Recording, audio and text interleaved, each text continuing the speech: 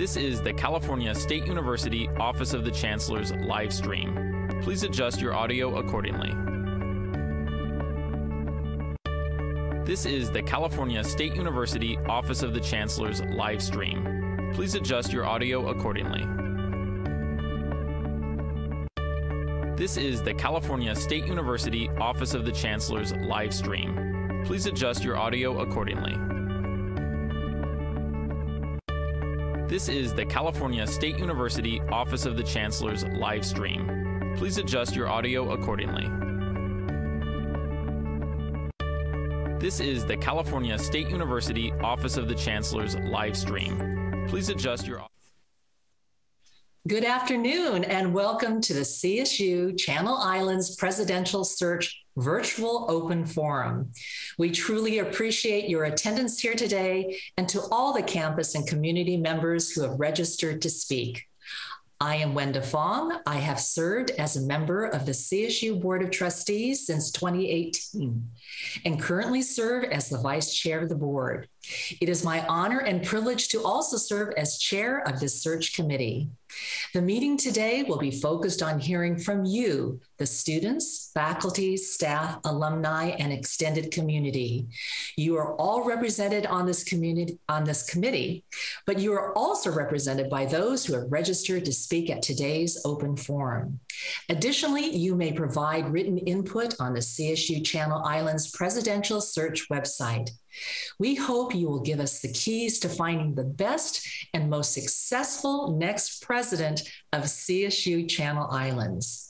Between now and the end of the academic year, I and the search consultants will be working together to recruit and seek nominations and applications of highly qualified individuals. The full committee will review resumes and identify candidates to interview in the spring, with final candidates meeting with the Board of Trustees at the May board meeting. First, I'd like to have the members of the committee and search consultants introduce themselves. As I call on you, please provide your name and affiliation with CSU Channel Islands. Chancellor Castro. Good afternoon. I'm Joe Castro, Chancellor of the California State University. Thank you, Chancellor. Chair Kimball. Good afternoon. I'm Lillian Kimball, and I'm Chair of the CSU Board of Trustees, and I'm thrilled to be here. Thank you. Trustee Adamson. Thank you. Good afternoon. I'm Larry Adamson. I'm a trustee of the CSU in my third year, and I represent the 4 million alumni of the CSU system.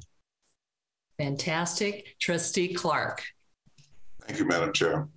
My name is Jack Clark. I'm a trustee of the California State University system, and as of this month, I've been appointed 11 months ago. Thank you. President Zalesny. Thank you, Madam Chair. Good afternoon, everyone. I'm Lynette Zalesny. I'm the president of Cal State Bakersfield. Thank you. Ms. IPAC. Good afternoon. I'm Nicole Ipak. I'm the Vice President for University Advancement at Cal State Channel Islands. Thank you. Dr. Wood. Hi, I'm Greg Wood, Professor of Physics here at Channel Islands and Chair of the Academic Senate. Thank you. Dr. Jenkins. Good afternoon. I'm Jacob Jenkins. I'm a faculty member of Organizational Communication here at CSU Channel Islands. Thank you. Ms. Fuentes. Hi, I'm Renee Fuentes. I work at CSU Channel Islands in Title IX and Inclusion, here representing those staff that are represented by a union. Thank you. Ms. Rugerio. Hello, everyone. My name is Sara Rugerio. My pronouns are she, her, hers, and I am the ASI Student Government President for this academic year. I'm also a first-generation student majoring in environmental science and resource management. Thank you. Mr. Mercado. Good afternoon, everybody. My name is Sergio Mercado. I am a student at CSU Channel Islands majoring in biology and biochemistry, and I am a student representative here as well as the editor-in-chief of the CIView. Thank you. Mr. Reyes. Good afternoon. My name is Atticus Ford Reyes. I am an alum of CSU Channel Islands. Go Dolphins. Graduated in 2019 as a history major and political science minor. I was also the ASI Student Government President in 2019, and I am the alumni representative on this search committee. Wonderful. Thank you. Dr. Pinkard. Hello, everyone. My name is Irene Pinkert. I'm a member of the CSUCI Foundation Board, and I have Pinkert Youth Institute, and we have brought students on the campus for an Upward Bound program for the last 5 or 6 years, and I represent the community. Thank you. Mr. Rodriguez. Yes, my name is Dave Rodriguez, and I am a member of the CSUCI President's Advisory Committee. I also serve as the chairman of the California League of United Latin American Citizens Foundation. Thank you. And from our search firm, Mr. McDavis.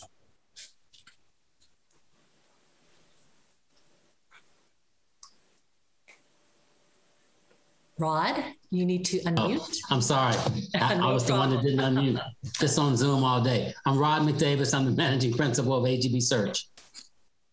Thank you. Ms. Trotta. Good afternoon, everyone. I'm Melissa Trotta, Associate Managing Principal of AGB Search. Thank you. Mr. Bowen. Thank you. Good afternoon, all. My name is Andrew Bowen. I'm an associate here at AGB Search. Thank you. And from our Chancellor's Office staff, Ms. Nazario. Good afternoon, everyone. Evelyn Nazario, Vice Chancellor for Human Resources at the Chancellor's Office. Pleasure to be here. Thank you. Ms. Friedman. Good afternoon. My name is Leora Friedman. I'm the Deputy General Counsel and Assistant Secretary to the Board. It's great to be here today. Thank you. Mr. Suprasert. Good afternoon. I'm Jai Suprasad. I'm the Senior Advisor to the Chancellor. Thank you. Ms. Kiss. Good morning. My name is Michelle Kiss. I am the Chief of Staff to Chancellor Castro, and I'm looking forward to being here. Thank you. And Mr. Hewitt. Good afternoon, everyone. Soka Hewitt, Deputy Chief of Staff here at the Chancellor's Office. Thank you. And also serving on the search committee is Trustee Diego Arambula. We also have Dr. Ekin Pelivan, who is Associate Professor of Marketing, and also Mr. Jeff Green, University Advisory Board Representative, who were unable to join us today. I'd now like to ask Chancellor Castro to speak about confidentiality in the search process. Dr. Castro. Thank you, Trustee Fong. Good afternoon to all of you who, like all of us, absolutely love CSU Channel Islands. I'd like to discuss briefly the reasons why we approach this very important search with strict confidentiality. Because of the unique nature of this position, our candidates and our trustees expect to conduct the search in a confidential mode. We will have the lives and futures of candidates in our hands in this search. And I believe that we owe those candidates the professional courtesy of confidentiality. Many of the best candidates will not consider engaging in a search with a non-confidential process. I think everyone will agree that we seek the best next president for CSU Channel Islands, and therefore we need a deep, strong, and diverse pool from which to select that president. To build a vibrant pool with people currently working at the top of their games requires confidentiality. Many good people cannot disclose interest in this position prematurely if it risks damaging the work that they're doing where they work in terms of donors, boards, existing supervisors. We'll be talking to people from all over the country and perhaps even beyond. We will appoint one person, and we want to make sure that morally we don't hurt others, especially other careers, in order to achieve our goal. And I acknowledge and respect other points of view on how to go about this process. But for the CSU, we have extensive experience in these searches in the current market and climate. And I want to assure everybody that this is not a secret search. This is a search that will be done in a confidential manner. The search will be inclusive and the process is clearly outlined. The committee is designed to be representative, will have full transparency. These members will know and review the credentials of every single individual who is interested in this position. We're all very eager to hear from you today, and I will now turn the meeting back to Chair Fong. Thank you so much. And I do have a correction to make in that the Board of Trustees will be reviewing our final candidates in the January board meeting. So thank you very much, Chancellor Castro. We will devote this session to hearing from those who have registered to participate in today's forum. If you have not already registered to provide comment, please use the raise hand function if you would like to speak. Speakers, please think about the challenges and opportunities facing CSU Channel Islands in the coming years. What are the professional qualifications, experiences, and personal attributes that the next president should possess to successfully lead CSU Channel Islands? Speakers will be called by name in groups of 3 at a time. When your name is announced, please note the order your name was called and unmute your audio. When it is your turn to speak, please state your name, affiliation with CSU Channel Islands, and begin your comments. We look forward to hearing as many viewpoints as possible today. And with that goal in mind, we ask that you keep your comments succinct. If any speaker is unable to share their live comments with the committee today, you may submit your written feedback via a survey link from the CSU Channel Islands Presidential Search webpage. Also, please know that members of the committee may periodically look down as we listen because we are taking notes. Staff will also be taking copious notes throughout and provide the committee with a summary. Chancellor Castro, are there any additional comments you have? Yes, thank you very much, Chair Fong. I'd like to share with everybody that this meeting is being webcast live and web archived. Not only will you all be speaking to this committee, but past experience will remind us that you are also speaking to the next president of CSU Channel Islands. Potential candidates are very likely watching live, and candidates will likely watch in the coming months. I ask you to please keep that in mind as you offer your comments today. And back to you, Chair Fong. Thank you again, Chancellor Castro. With that information, let's hear from the community. Ms. Matthews, will you please call our first speaker? Thank you, Trustee Fong. Our first 3 speakers will be Wendy Olson, Deborah Meyer-Morris, and Roxanne Beagle-Coriel. Wendy, please unmute your audio and you may begin.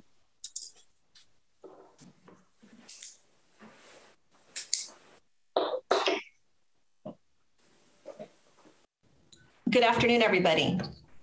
My name is Wendy Olson, and I'm a staff member at CSUCI, and I've worked here for 19 years.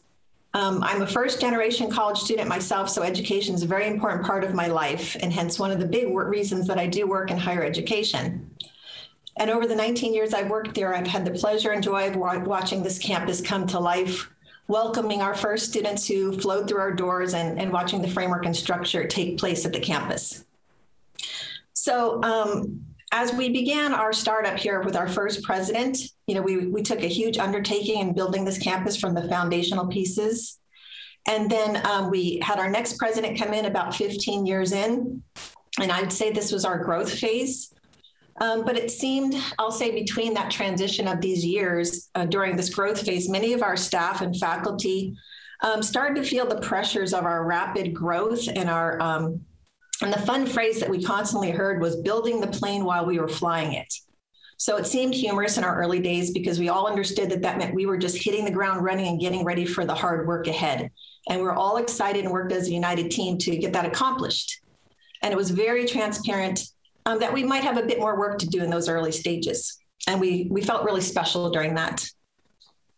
But for the past, if we fast forward to current stage, the plane reference doesn't seem so funny anymore. And our excited crew started to wear down. And the airplanes that we seem to be building, they were taking off pretty well. Some of them, others were only partially built, limping along with not a lot of support. And some still had pieces lying everywhere on the ground that didn't have a structure in place to know how to connect everything. So I take you on this journey as it leads me to my hopes for the next president.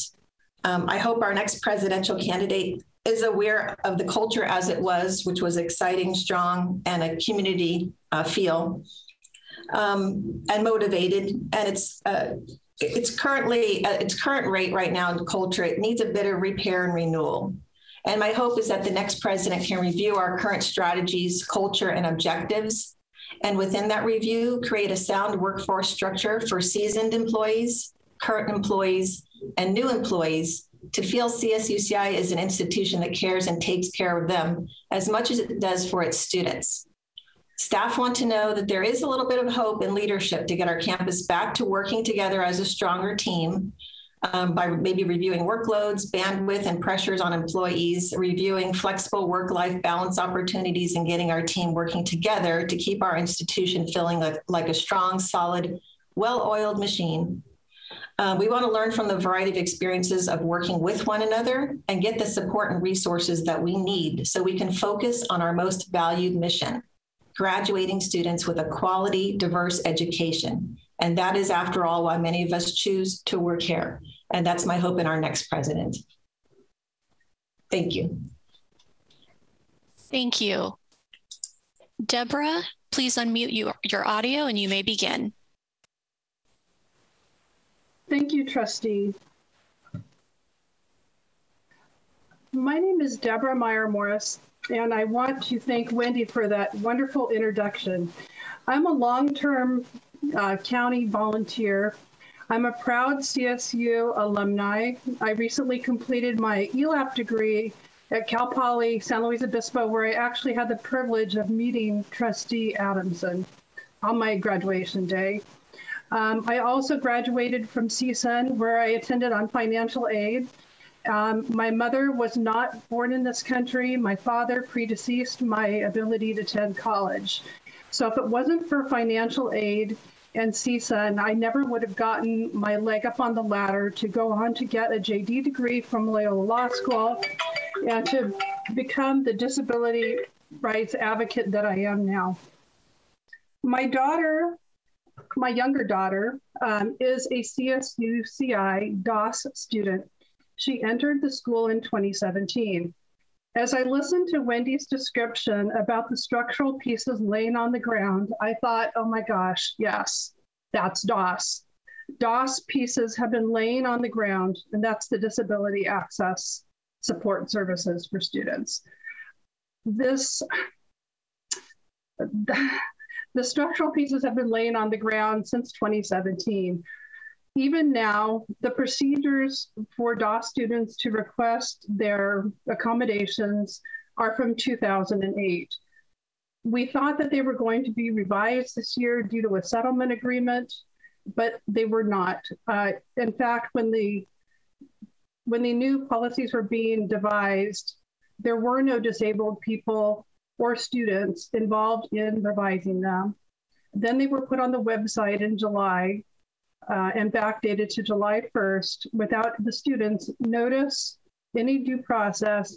And then when my daughter asked for training, there wasn't any. Subsequently, they had to be taken down, of course, because you can't have students engaging in the interactive process and attempting to get their reasonable accommodations when they don't even understand the new processes. So this is just an example of the ableism that exists at CSUCI that's detrimental to the disabled student population and which prevents them from being able to live their dreams and, in my daughter's case, be on the 6-year plan to get out of the university. And, you know, I myself, as someone who completed graduate school last year at Cal Poly as a disabled student as a result of a car accident I sustained, a vision impairment. You know, my experiences being a disabled student at Cal Poly, being able to get my reasonable accommodations, being treated with dignity, having a voice because they have a DRC Student Advisory Committee that I served on. I was also appointed to the CSM Student Task Force for DEI, and I was selected the program representative for the ELAP program to the School of Education Diversity Committee. None of those things exist for students at CSUCI. Rather, they're just marginalized. There is no DRC equivalent student advisory committee. Students are not allowed to have a voice. I know that the Graduation Initiative 2025 does not include disabled students. I do not understand why not, considering all of the challenges that they have. And as part of my work in this county, I have worked extensively in the K-12 school districts, advocating for more inclusion and access for students. As it is right now in 2019, only 9% of female students in special education completed their A to G requirements and only 8% of male students. This is woefully inadequate, and even migrant students complete their A to G requirements at 3 times that rate, with rates in the 20%. This just follows the students as they try and transfer later into school, or in the case of my daughter, try and go directly to a CSU, which is a rare exception.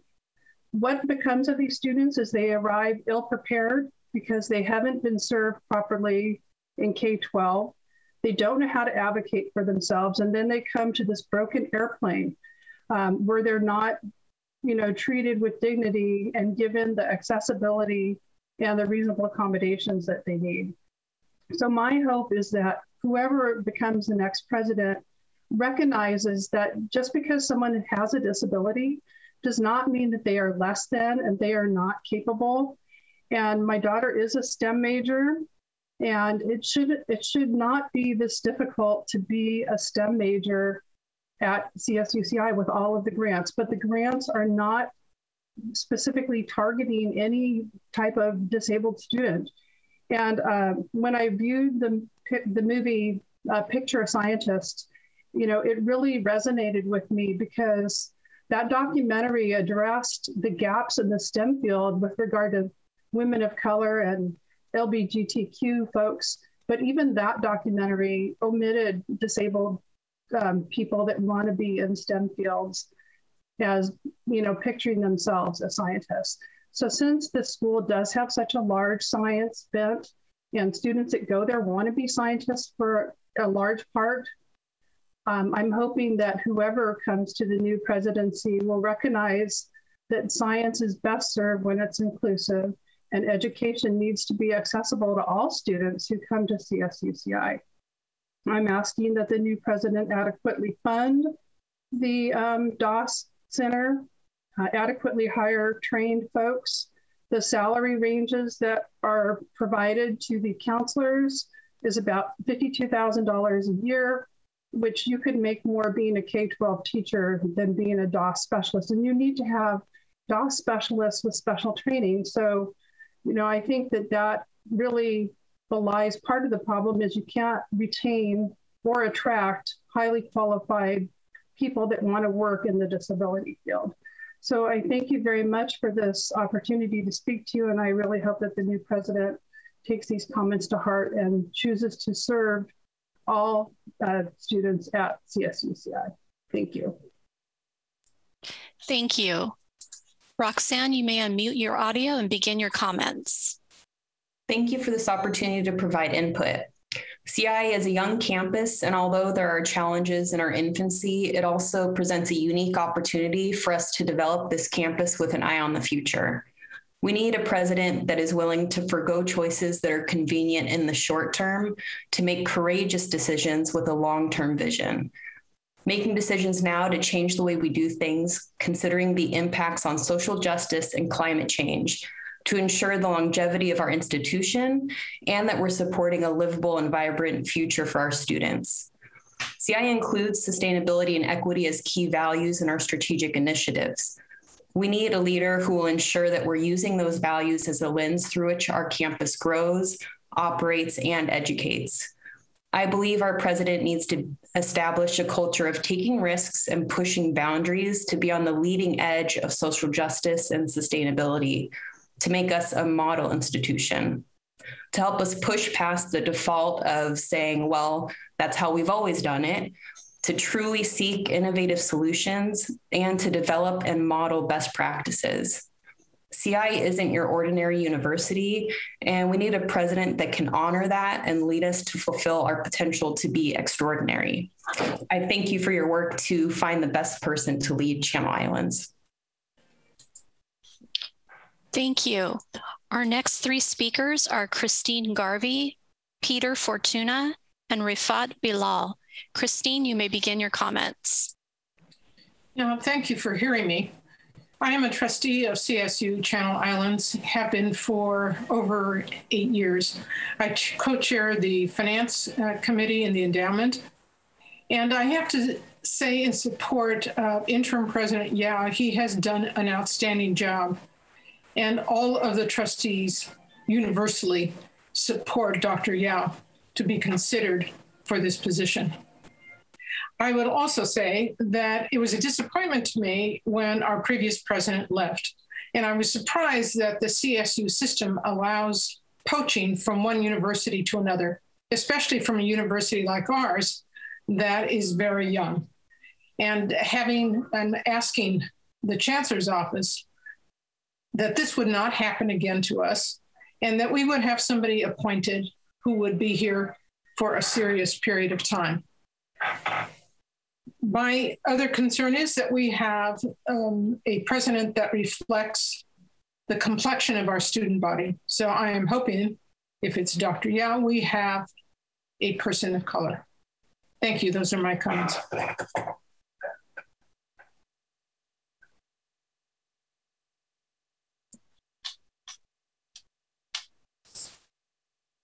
Peter, you may begin your comments. Hi, my name is Peter Fortuna. I'm an ethical community leader in Fresno in the Bay Area. I'm an alumni of Fresno State, master's curriculum instruction, bachelor's of computer science, and a former staffer at Fresno State. I would like to encourage the incoming president and the search committee to create an ombudsman program for the entire system. I'm very concerned with oversight and overlapping roles and positions of power in the CSU and across its campuses. Many campuses have been in the news over the years with what I and other community members considered massive ethical failures.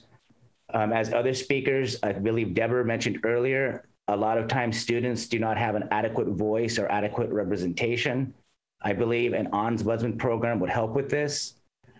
I've seen when issues are brought up to leadership, often the interactions are not helpful and in fact harmful to the complainant or the individual bringing issues to leadership.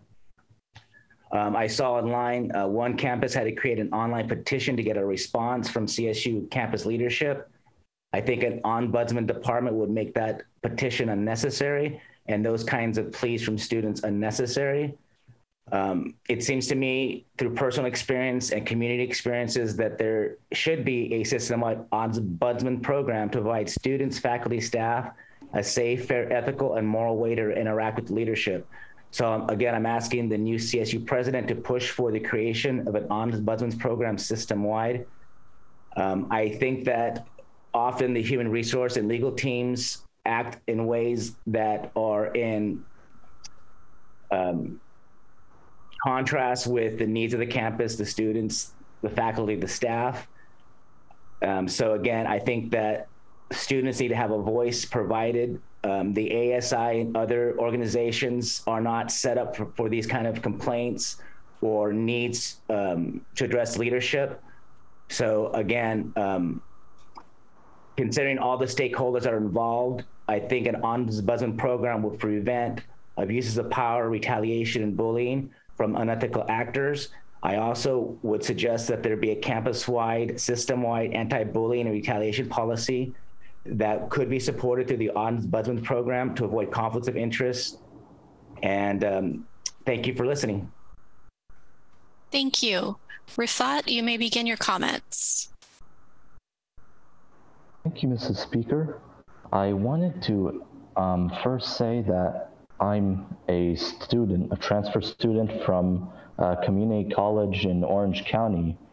And I am currently studying here online at CSU Channel Islands. And I believe that I really love CSUCI. And because I love it, I would like if the next president was somebody who owned up to what he loves, who takes pride in what he does, and as another speaker said, focuses not just on short-term goals, but on long-term goals, and someone who is flexible and pragmatic. For instance, with professors, because professors take their time out of their lives, 3 hours, in order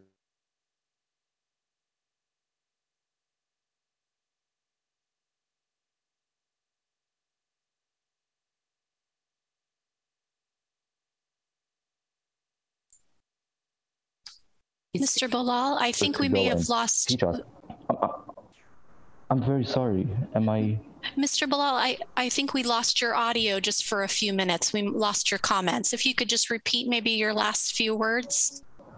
I'm very sorry about that. What I explained was preferably like a president who has integrity and somebody who's really like active in the community. For example, with professors, goes and speaks to them about their issues and is willing to go and make adjustments, for instance, to their salaries as necessary in order to adjust their salaries to inflation, because our professors deserve to live and teach in an environment that goes and gives them the strength. And I believe that if they have everything that they need in order to live, then I believe that they'll be able to teach us and they'll be able to enrich us even more. And it will increase their productivity in this manner. And another quality would be is if they're able to go and provide access online and offline for students from other counties who might not be able to attend the campus physically, perhaps because they're not vaccinated or because they have a disability which prevents them from being physically present on campus. And lastly, I would like to recommend just in general, a president who meets with people, students and staff, and takes all their concerns and tries to go and take these concerns into account whenever making a decision that would impact us, hopefully for the better. Thank you. Thank you. Our last two speakers are Cameron Bartosewicz and Cynthia Salas. Cameron, you may unmute your audio and begin your comments. Hi, my name is Cameron Bartosewicz, and I'm a student at CSUCI. So I just wanted to take this time to talk about what I want from a CSU president. So CSUCI is an incredibly diverse campus, right? We have 75% racial minorities, 10 to 15% LGBT minorities. We're very diverse. And we all know that minority students often face unprecedented adversities, especially in recent years. They also face significant adversities and barriers to entry when approaching higher education. And I think a CSU president should have experience and knowledgeability when it comes to supporting these minority students and how best to address it. I like to talk about my personal experience with Yao, because I think he does represent in this caption what a president at CSUCI should do. He has taken meetings with individual students from minority populations and taken their concerns into account, and has taken approaches and taken major steps into implementing rational and reasonable solutions to the issues that they face. So I think, again, going back, that president at CSUCI should kind of take these steps and model that kind of behavior. Thank you. Thank you. Cynthia, you may unmute your audio and begin your comments. Thank you. My name is Cynthia Salas. I am the Vice President for Latino Town Hall here in Ventura County. Thank you for the opportunity to share our comments as to what we would like to see on the next president for Cal State Channel Islands. First and foremost, we would like a president that is very inclusive of the community that he or she or that individual will serve. Bringing the community to the table is very important, not just selecting individuals that may represent a specific ethnic group in the community. There's many points that were made by students and other staff members, that keeping in mind that as we're looking at moving towards being a diversity, equity, and inclusive campus, as well as incorporated anti-racist practices, that we must have a president that is willing to look at policies and procedures that will dismantle systemic racism, that will allow this campus to thrive as a Hispanic serving institution and not structured as a predominantly white institution. We would like this president to be culturally humble and be able to lead as an administrator with students and the community being the steering advisory for when he or she or this individual makes decisions that impact the entire county of Ventura. Additionally, it would be a great benefit to our community if this president was bilingual, bicultural, understood that our community is composed of many indigenous communities, particularly those communities that come from parts of Mexico. We also would like this president to understand students that thrive on these campuses that are DACA or are undocumented students, and that he has the opportunity also that working with these students to recognize that the workforce should also respect the community that this university serves.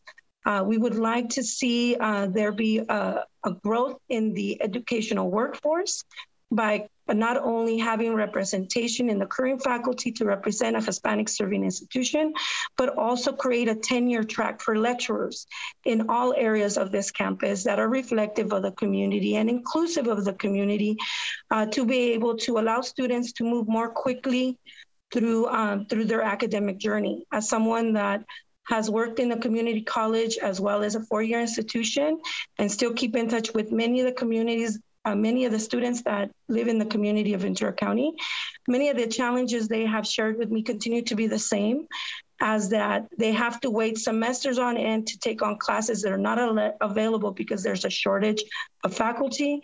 And the other part is that having challenges with faculty that do not have any empathy or share any cultural humility towards their cultural needs and challenges that they might have on a predominantly white campus that is titled as a Hispanic serving institution.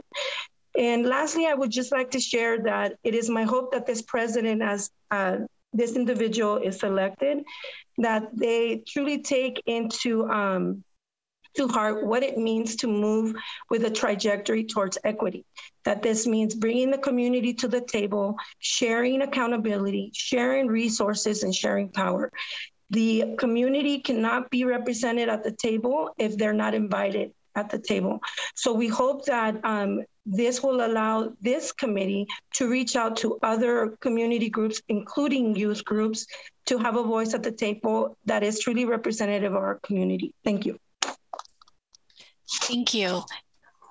If anyone else who didn't previously register to speak would like to make some comments, please use the raise hand feature.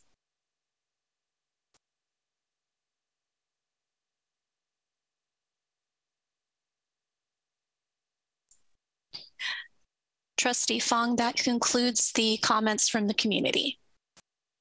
Well, thank you very much, Ms. Matthews, and thank you to the members of the CSU Channel Islands community for sharing your thoughts about the professional qualifications, experiences, and personal attributes that you feel the next president should possess to successfully lead CSU Channel Islands into the future.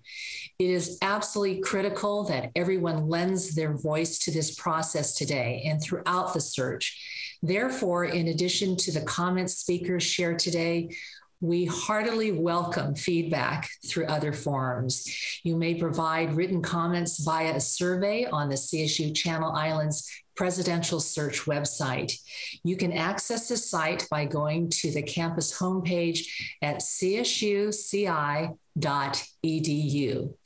Any comments provided will be aggregated and reviewed by the search committee as we compile feedback on the qualities and skill sets required of the next president. In addition, you may provide nominations by emailing to presidentssearch@calstate.edu. This email is also listed on the CSU Channel Islands Presidential Search website. Both of these links have also been listed on the screen throughout today's open forum. If there is any feedback you wish to provide in a confidential manner, you may also send comments to presidentssearch@calstate.edu, and the feedback will be provided to the committee. Thank you, fellow committee members, for agreeing to serve in this process. This is one of the most important things we do, choosing a new president. I know you take this charge seriously. Your commitment and time are deeply appreciated. And thank you to everyone for being with us this afternoon. I encourage the campus to continue the discussion and share your thoughts with committee members. Again, thank you for your participation today. The committee will now proceed to close session. Thank you. Your audio accordingly. This is the California State University Office of the Chancellor's live stream. Please adjust your audio accordingly.